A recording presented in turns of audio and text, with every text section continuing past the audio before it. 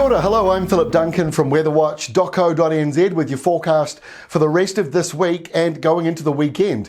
And we've got a cold change on the way for the lower South Island. It just makes it up to the lower North Island by Wednesday, but then mild winds return and potentially a subtropical low this coming weekend. So let's take a look and see what's going on. On the air pressure map, I'll give you a bit of a sign of something that we just recently had. Another big high down in the Southern Ocean, and what that does is it scoops up colder air from the southern edges of it and lifts it northwards. So Tasmania, a cold southerly kicking off their week this week, and then by Tuesday that cold southerly moves into the lower South Island, and by Wednesday the lower North Island, and then after that hopefully we'll start to get some milder northerlies starting to roll on through. So there's a lot of low pressure south of New Zealand and around the South Island at the moment. That subtropical airflow just here. Some very heavy rain and thunderstorms passing over Auckland and some other northern regions first thing this morning. Now we've got the westerlies coming in and nothing too cold either for the North Island. So this is how we look for lunchtime Wednesday. There is that colder southerly coming through, going around that high. The high that we had the other day that was in the Southern Ocean was further south than this one. So this one won't be dredging up a wind that's as cold, but it will still be cold. Southland and Otago, some parts in coastal areas will only be getting to 8-9 degrees on Tuesday at the warmest point of the day. Invercargill's forecast to have a high of 10. Some of you might get to 12, but you know that's still below 13. So a bit of a cold day on the way with showers turning to snow flurries in the mountains.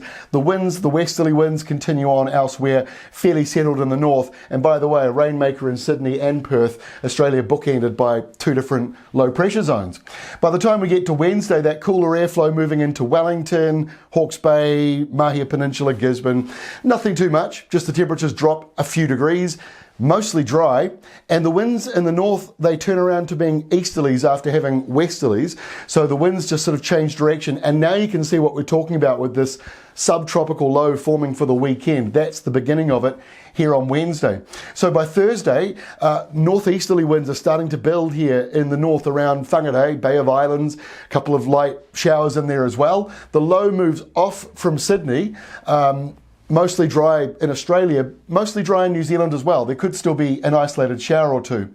By Friday, the rain clouds are starting to build up. So we've got that subtropical flow from Tonga, Fiji, drifting down in towards the New Zealand area. Not everyone has it, but the very north should start to get it with the rain clouds building as well. But still high pressure dominates the South Island with northeasterly winds. And our final map for Saturday shows that incoming rain band. Now the low is really quite weak, 1,008.